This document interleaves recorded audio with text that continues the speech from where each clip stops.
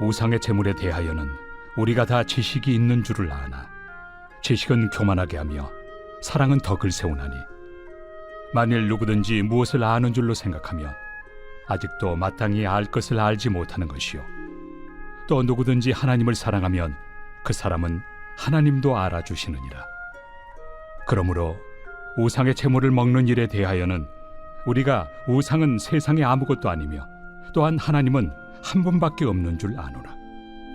비록 하늘에나 땅에나 신이라 불리는 자가 있어 많은 신과 많은 주가 있으나 그러나 우리에게는 한 하나님 곧 아버지가 계시니 만물이 그에게서 났고 우리도 그를 위하여 있고 또한 한 주 예수 그리스도께서 계시니 만물이 그로 말미암고 우리도 그로 말미암아 있느니라. 그러나 이 지식은 모든 사람에게 있는 것은 아니므로 어떤 이들은 지금까지 우상에 대한 습관이 있어 우상의 제물로 알고 먹는 거로 그들의 양심이 약하여지고 더러워지느니라. 음식은 우리를 하나님 앞에 내세우지 못하나니 우리가 먹지 않는다고 해서 더 못 사는 것도 아니고 먹는다고 해서 더 잘 사는 것도 아니니라. 그런즉 너희의 자유가 믿음이 약한 자들에게 걸려 넘어지게 하는 것이 되지 않도록 조심하라. 지식 있는 내가 우상의 집에 앉아 먹는 것을 누구든지 보면 그 믿음이 약한 자들의 양심이 담력을 얻어 우상의 제물을 먹게 되지 않겠느냐.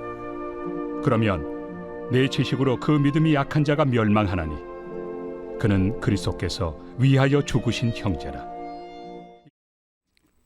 이렇게 또 다시 여러분과 더불어 말씀을 나누게 되어 기쁘게 생각합니다. 오늘은 우리 신앙과 교회 공동체의 내일을 생각하면서 우리들의 신앙적인 삶의 의미를 다시 한번 성찰하는 데 도움이 되는 그런 말씀을 여러분과 더불어 나누어 보고 싶습니다.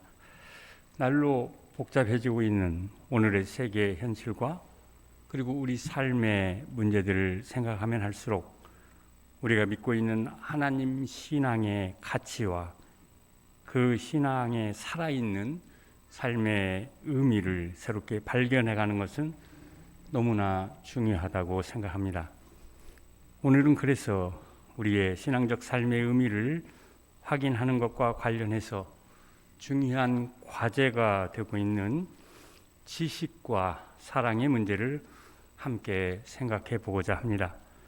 특별히 오늘 우리는 그 어느 때보다도 인간들 사이의 관계를 이끌어가는 것이 매우 복잡해짐으로써 우리 삶에서 지식과 정보가 큰 힘을 발휘하고 있는 그런 시대를 살고 있습니다.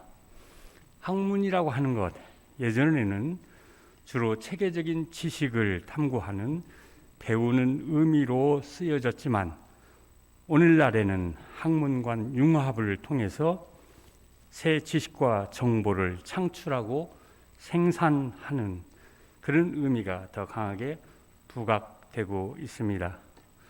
특별히 독일어에서 학문은 비센샤프트라는 말로 표현되고 있는데 이것은 비센이라는 암 혹은 지식이라는 그런 단어와 샤펜이라는 창출한다는 그런 동사를 합해서 결합해서 그 뜻을 드러내고 있는 말이 됩니다.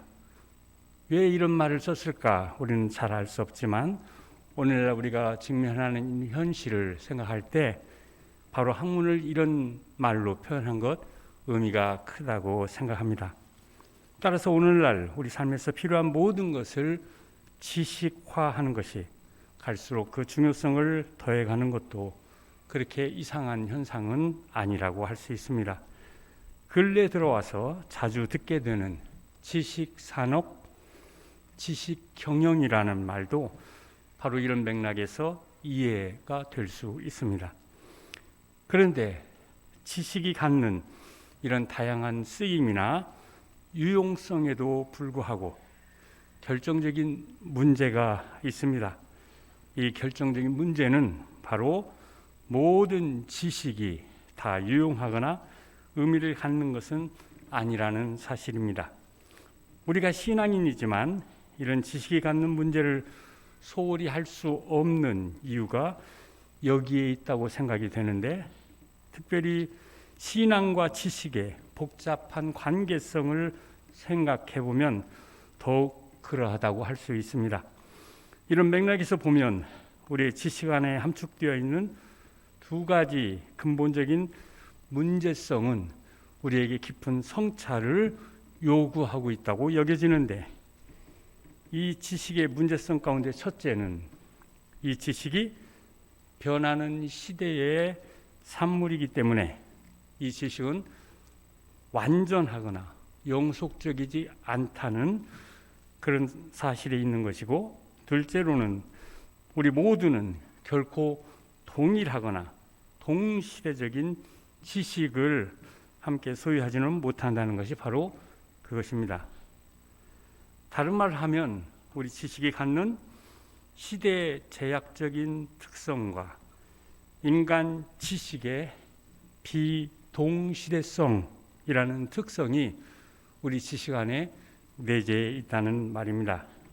그렇게 함으로써 우리 지식은 매우 제약적인 성격을 가지는 동시에 또 우리 모두가 함께 공유하기가 쉽지 않은 그런 인식의 문제성을 내포하고 있다고 할 수 있습니다. 근래 들어서 지식이 더 풍부해지고 있지만 거기에 비례해서 우리들 인간 사이의 의사소통에 여러 가지 문제가 일어나고 있는 것, 저는 바로 그 이유가 여기에 있다고 생각합니다. 지식이 늘어날수록 우리 모두 함께 공동의 지식을 갖고 있기가 어렵기 때문에 우리들의 관계 속에서 불균형한 관계가 더 힘을 갖게 되고, 그런 것들이 지배적이 되면서 우리들의 관계나 사이가 엇나가고 있는 그런 어떤 현실을 우리가 살고 있기 때문입니다. 그래서 사실 지식은 우리를 하나로 만드는 것보다도 오히려 우리를 나누고 분리시키는데 기여하고 있는 그런 기이한 현상을 오늘 우리는 목도하고 있는 겁니다. 이것은 특별히 일반 지식의 영역에서만이 아니라 우리 신앙의 영역에서도 중요한 소통의 문제를 야기시키는 것이라고 할 수가 있습니다. 그것은 우리 신앙의 중요한 과제가 이 신앙이 지식을 매개로 해서 표현되어야 하기 때문이죠.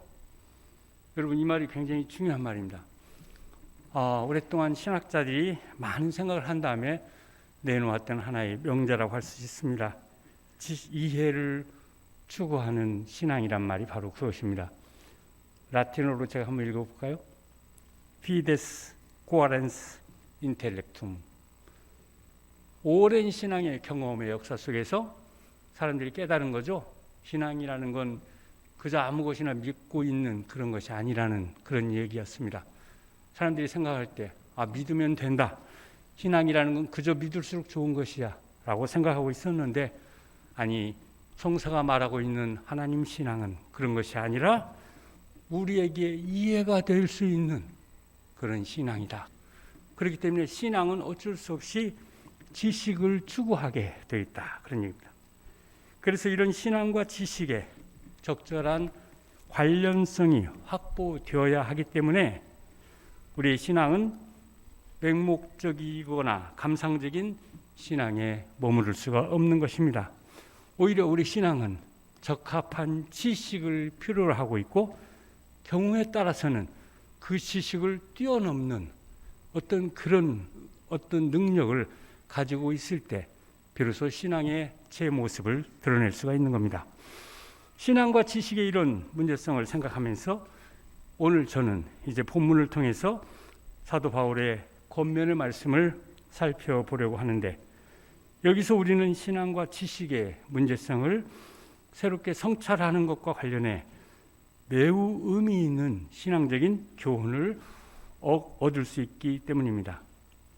바울이 고린도 교회에 보낸 이 서신은 신앙의 본질적인 문제보다는 오히려 신앙적 삶의 실제적인 교훈과 의미를 깨닫게 해주는 내용을 담고 있었기에 우리가 교회 공동체의 현실적인 문제를 생각할 때 우리는 이 서신이 주는 그 신앙적인 교훈을 통해서 우리 교회 공동체의 실제적인 삶의 현실과 관련된 신앙의 깨달음을 얻게 되는 겁니다. 특히 바울은 이 고린도전서에서 교회 공동체의 존재 이유, 바로 이 존재 이유와 관련된 근본적인 문제들의 맥락에서 몇 가지 주제들을 제시하고 있습니다. 그것은 교회 공동체의 거룩성이라고 하는 것이고, 다른 말 하면 교회 공동체는 세상과는 구별되어야 한다는 의미가 내포된 그런 말이죠. 또 하나는 교회 공동체의 일치성이라고 하는 것. 교회 공동체는 하나를 지향하는 그런 공동체여야 한다 하는 것이고, 그 다음 세 번째는 교회 공동체에서는 소통과 섬김이 살아 숨쉬어야 한다. 그래서 오늘 우리말로 하면 사랑의 공동체가 되어야 한다 하는 이야기를 한 바가 있습니다. 그 중에서 오늘 본문 말씀은 바로 이 섬김과 소통의 문제를 다루고 있는 사랑이 갖는 공동체 안에서의 의미라고 할까요? 이것에 대해서 사도 바울이 주는 교훈의 말씀이라고 생각할 수가 있습니다. 그렇기 때문에 오늘 우리가 특별히 사도 바울로부터 신앙적인 새로운 교훈과 깨달음을 얻으려고 하는 것은, 바울은 단순한 신앙인이 아니라 그는 지식인이면서 또한 그의 신앙적 활동을 통해서 삶의 여러 가지 문제를 지식으로만이 아니라 신앙적인 어떤 비전을 가진 그런 말씀으로 이끌어갔던, 어찌 보면 오늘 많은 신앙인들이 그의 삶의 어떤 의미를 위해서 많은 빚을 지고 있는 그런 사람이라고 할 수 있습니다. 그런 점에서 오늘 바울이 주는 이 말씀은 우리에게 많은 생각을 요구하는 그런 말씀이라고 생각이 듭니다.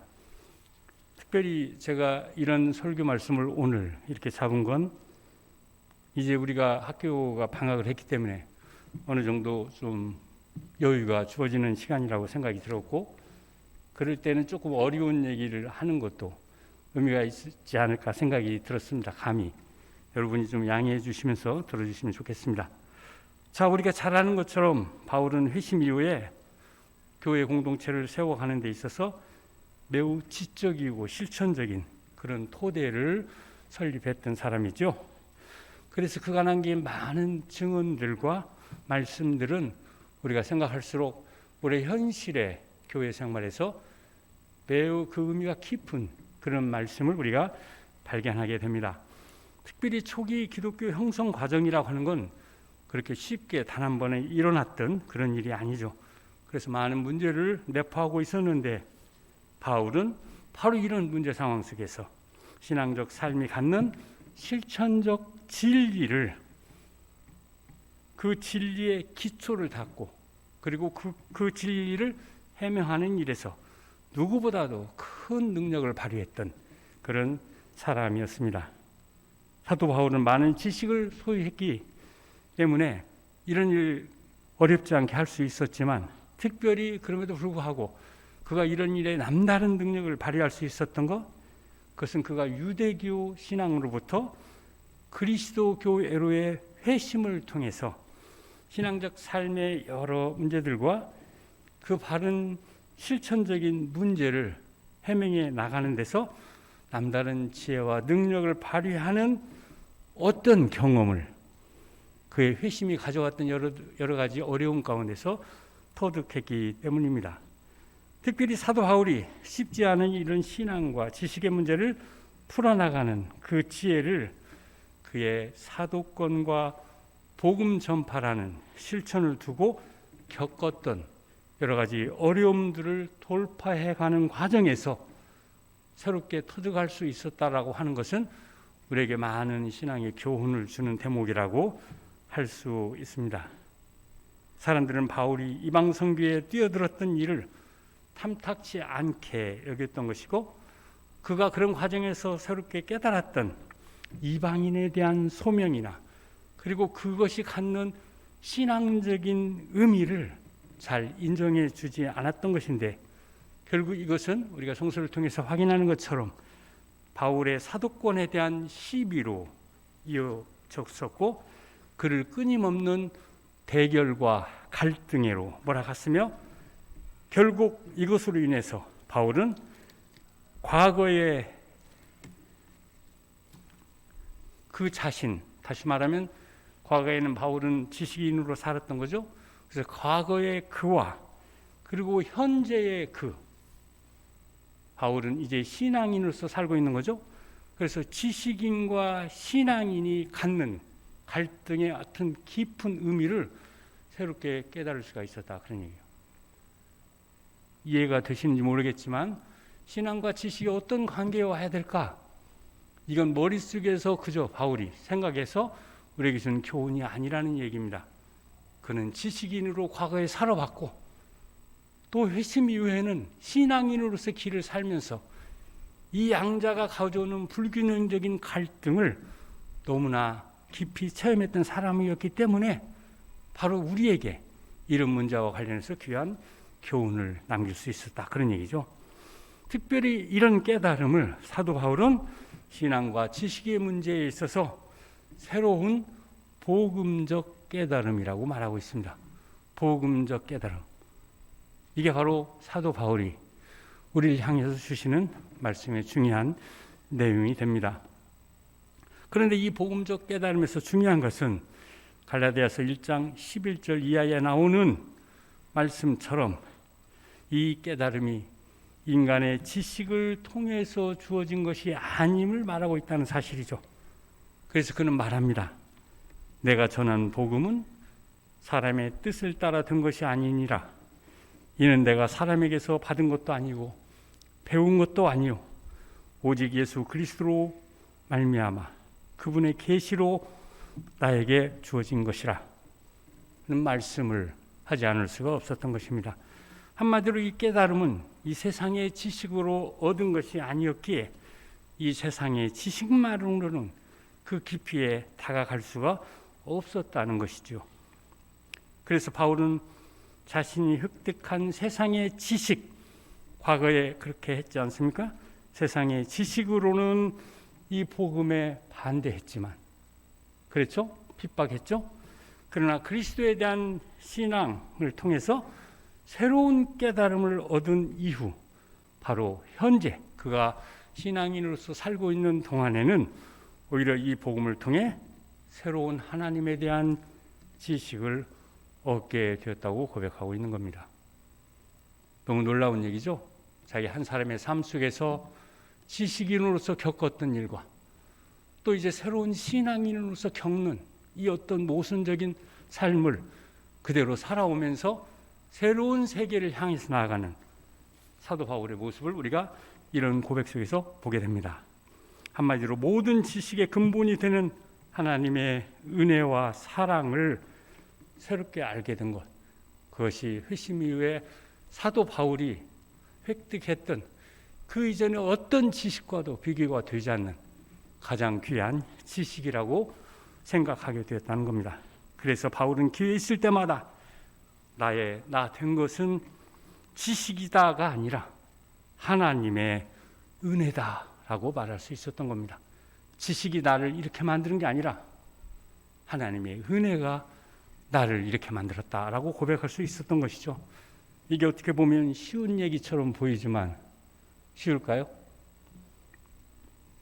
제가 학위를 하고 나니까 나를 박사로 불러주면 기분이 좋더라고요. 근데 나를 신앙인이라고 부르고 목사로 부르면 약간 그거보다는 덜 좋은 그런 느낌을 가진 적도 있었습니다. 바로 사도 바울이 보았던 그런 세계에서 보면 너무나 우스운 그런 현상이기도 하지만 그러나 바울은 이런 어떤 사실을 통해서 하나님의 은혜와 사랑이 갖는 모든 지식을 뛰어넘으면서도 그 지식을 새로운 방향으로 이끌어가는 귀한 신앙의 진리를 얻을 수 있었다, 그런 얘기입니다. 그래서 그는 그리스도를 통해서 얻었던 이 복음적 지식, 이것이 이 세상적 지식과 무엇이 다른지에 대해서 이제 오늘 본문 말씀을 통해서 우리에게 이야기를 해주고 있는 겁니다. 자, 오늘 본문 말씀은 우리가 잘 아는 대로 우상 앞에 바쳤던 희생 제물과 관련된 신앙과 지식의 문제를 다루고 있습니다. 문제가 일어났던 거죠. 그 문제 상황은 다음과 같습니다. 고린도라고 하는 도시는 무역과 상업과 문화의 중심 도시였다고 합니다. 그래서 많은 사람들이 여러 신들을 섬기는 일에 열심이었다고 하죠. 그래서 사람들은 많은 신들과 우상들을 섬기면서 살았고, 동물의 희생 제사는 고린도 사람들의 생활에 있어서 필수적인 부분이 되고 있었다고 합니다. 일반적으로 보면 희생 제사에서 제물이 되는 짐승은 세 부분으로 나누어졌다고 하는데, 제단에서 불태워지는 부분이 있고, 사제에게 돌아가는 또 부분이 있고, 마지막으로 제사 드리는 당사자에게 주어지는 그런 부분이 있었다고 합니다. 따라서 제사를 드렸던 사람들은 이런 희생 제사 후에 남은 고기를 가지고 잔치를 벌리기도 하고, 또는 시장에 내다가 팔기도 했다고 합니다. 자, 그렇다고 한다면 도대체 이 고린도 교회에서 신앙인들이 직면했던 문제는 어떤 것이었을까요가 우리에게 궁금해집니다. 하나님을 믿는 신앙인에게 있어 우상에게 드려진 이 음식은 어떻게 받아들여져야 하는지, 그것이 문제가 되었던 것이죠. 무엇보다도 우상에게 바쳐진 짐승의 고기를 가지고 잔치를 벌렸을 때 그 고기를 많은 사람이 먹게 되었는지, 그 고기를 먹는 것이 신앙적으로 아무런 문제가 없는 것인지 하는 문제가 이런 문제의 가장 중요한 핵심이었습니다. 특히 시장에 내다 팔고 있는 우상에게 바쳐진 고기를 사서 먹는 그 문제도 마찬가지로 여기에 포함된 그런 문제 가운데 하나였습니다. 근데 문제가 어디에 있었냐? 문제는 신앙이 좀 약한 그런 교인들에게 이 문제가 너무나 중요하고도 큰 문제로 다가왔다는 사실입니다. 이런 상황에서 이제 교우들이 둘로 나눠지게 됐는데, 한쪽에서 새로운 지식을 신앙 속에서 얻었던 교우들은 이들을 가리켜서 믿음이 강한 사람이라고 말할 수 있는데, 이들은 하나님 신앙의 새로운 이해, 하나님은 창조주다, 그러기에 하나님을 믿으면 일반 세속적이고 피조물적인 것에 사로잡힐 필요가 없다, 뭐 이런 어떤 생각을 갖지 않겠습니까? 그래서 하나님에 대한 새로운 이해 속에서 이런 음식 같은 건 아무 거리낌 없이 먹을 수 있었다고 주장했다는 사실인 거죠. 왜 그럴까요? 그들에게 있어서 이런 우상이라고 하는 것은 하나님 신앙의 빛에서 보면 아무런 존재적 실체를 가질 수 없는 그런 하찮은 것이라고 생각했기 때문입니다. 그들에게 있어서 중요한 것, 그것은 오직 한 분이신 하나님, 그리고 그분만이 창조주라는 그런 신앙 지식을 가지고 있었기 때문에 그들은 이런 것에 대해서 과감하게 노라고 하는 그런 것하고 아무 상관이 없는 그런 입장을 취할 수가 있었다, 그런 얘기예요.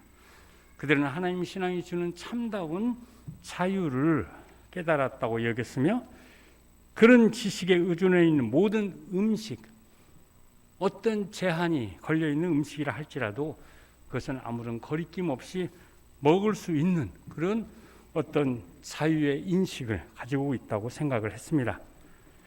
그런데 문제가 있었습니다. 이런 지식이 모든 교우들이 가지고 있는 그런 인식이 아니었다는 사실이죠. 모든 신앙인에게 이것이 일반화되었거나 공유되지 못했다고 하는데, 오늘 본문은 이것을 이 지식은 사람마다 가지지 못했다라고 말하고 있습니다.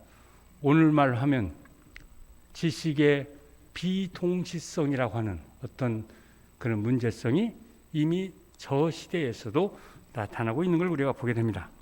그런데 바로 여기에서 바른 지식을 소유하지 못한 약한 자들의 신앙의 문제가 제기된 것이죠.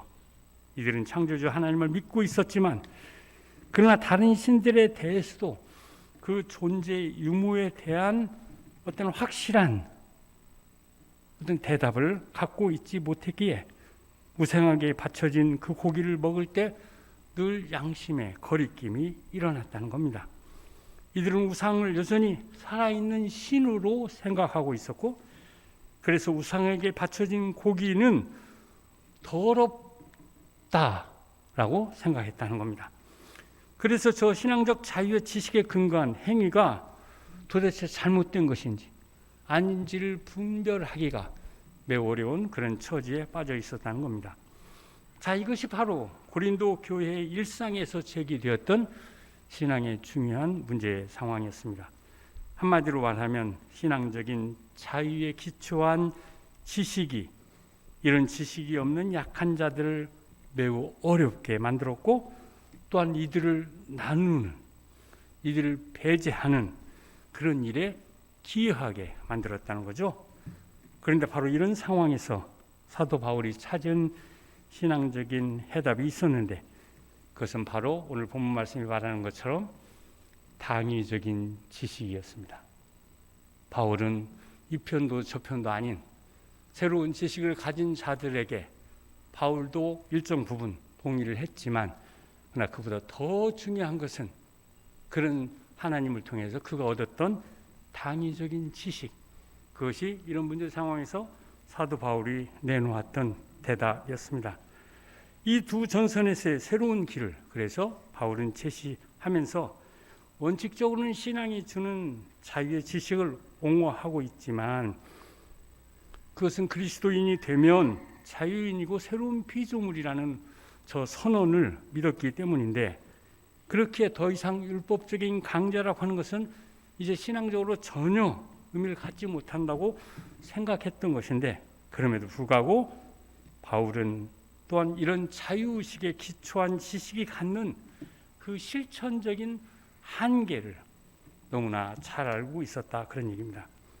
지식은 중요하고 그리고 매우 필요한 것이지만, 그러나 그 근본에서 갖고 있는 문제도 바울은 알고 있었기 때문에 이런 지식이 오히려 많을수록 그는 교만해지게 되고, 그것 때문에 지식이 없는 자를 멸시하는 오류에 빠진다는 사실을 알게 되었던 것이죠. 그래서 바울은 무엇을 알고 있다고 자부하는 사람은 여전히 마땅히 알아야 하는 것을 알고 있지 못한다라고 오늘 본문에서 말하고 있는 겁니다. 왜 마땅히 알아야 하는 그것을 하나님을 믿고 새로운 지식을 얻은 사람이 모른다고 말하고 있을까요? 우리는 여기서 인간의 지식이 갖는 어떤 특성 같은 것을 생각하게 되는데, 그 경우에 인간의 지식은 크게 두 종류의 지식으로 나누어질 수 있다고 보기 때문입니다. 다시 말하면 인간과 세상의 현실적인 필요에 따르는 지식이 한편에 있고, 이와는 달리 인간과 세상을 그 근본에서 규정하는 지식이 또 다른 한편에 있다라는 겁니다. 그래서 전자는 시대에 따라 변하고 인간의 필요에 의해 창출되는 그런 지식의 특성을 갖고 있지만, 후자는 인간과 시대를 넘어서 있는 것으로 그 타당성이 오직 하나님으로부터만 비롯되는 선언적 지식이라는 겁니다. 오늘 본문은 그래서 이 후자의 지식을 감히 당위적 지식, 즉 마땅히 알아야 하는 지식이라고 말하고 있는 겁니다. 이 지식은 하나님으로부터 주어지는 지식이고, 인간과 이 세상에 대한 지배를 위한 지식이 아니라 이 세상의 토대와 근본을 형성하는 그런 지식이라는 겁니다. 오늘 본문에서 사도 바울이 지식에 대해 말하면서 그것과 대립되는 것으로 사랑을 이야기하고 있는 것은 바로 이런 맥락에서 이해될 수 있습니다. 우리는 바로 여기에서 저 당위적이고 근본적인 하나님 지식을 새롭게 깨닫게 되기 때문이죠. 우리가 뭔지는 잘 모르지만 우리가 누군가를 사랑하고 이 세상을 사랑하고 그런 마음이 우리를 지배하게 될 때 우리는 사람은 마땅히 이래야 되는 거구나 하는 것을 알게 된다, 그런 얘기예요. 그래서 바울은 만일 누구든지 무엇을 아는 줄로 생각하면 그는 아직도 마땅히 알아야 할 것을 알지 못하는 자요. 또 누구든지 하나님을 사랑하면 이 사람은 하나님의 아시는 바가 되었느니라 라고 하는 아주 놀라운 선언을 우리에게 전해주고 있습니다. 왜 그럴까요? 우리 인간은 여러 가지 지식을 가질 수 있지만, 그렇죠? 우리 요즘 얼마나 많은 지식을 갖고 있습니까? 그러나 하나님이 무엇을 생각하고 있고 어떻게 행하시고 있는가에 대해서는 여전히 아무것도 모르고 있다는 겁니다. 한마디로 하나님의 존재에 대해서는 나름대로 여러 가지 상상을 펼칠 수는 있지만, 그러나 그분의 사랑과 그 깊이에 대해서는 우리는 감히 아무것도 알지 못하는 그런 상태에 있다는 겁니다. 하나님의 사랑은 측량할 수가 없고 넓이와 깊이를 가진 것이고, 그래서 에베소서에서 사도 바울은 또다시 이 사랑에 대해서 이런 말을 하고 있습니다. 너희가 사랑 가운데서 뿌리가 박히고 터가 굳어져서 능히 모든 성도와 함께 지식에 넘치는 그리스도의 사랑을 알아서 그 넓이와 길이와 높이와 깊이가 어떠함을 깨달아 하나님의 모든 충만하신 것으로 너희에게 충만하게 하시기를 간구하노라. 에베소서 3장 17장에서 17절에서 19절 말씀에 있습니다. 자, 그렇다고 한다면 이제 우리는 지식을 보는 신앙의 눈을 통해서 우리 지식이 하나님의 근본적인 지식인 사랑에 의해서 보완되어야 함을 알게 되는 거죠. 이것은 인간의 지식이 그 자체만으로는 온전할 수가 없고 하나님의 사랑을 그 위에 더할 때에만 그 한계를 넘어 긍정적인 방향으로 작용할 수 있다고 보는 그런 것인데, 바울이 이런 말을 하고 있는 것, 그것은 인간이 무엇을 안다라고 하는 것, 그 안에는 오히려 사랑의 동기보다는 교만과 지배의 동기가 더 강하게 작용하고 있음을 절실하게 깨달았기 때문입니다. 오늘날 말로 이해한다면 지배한다는 이런 말, 우리가 이 어떤 것을 안다라고 할 때 어떤 말을, 그 유사한 말을 쓰고 있을까요? 무엇을 안다라고 하는 말, 내가 그것을 잘 이해했다고 하는 말, 뭐라고 얘기합니까? 파악한다고 얘기하죠. 파악했다. 무슨 말일까요? 파악한다는 것, 이것은 손에 쥔다는 거죠. 손에 쥔다. 내가 이미 이것을 지배했다, 그런 얘기예요. 무엇을 안다는 건 내 손에 쥐었다. 그 모른다는 건 뭡니까? 내 손에 쥐어지지 않았다, 그런 얘기죠.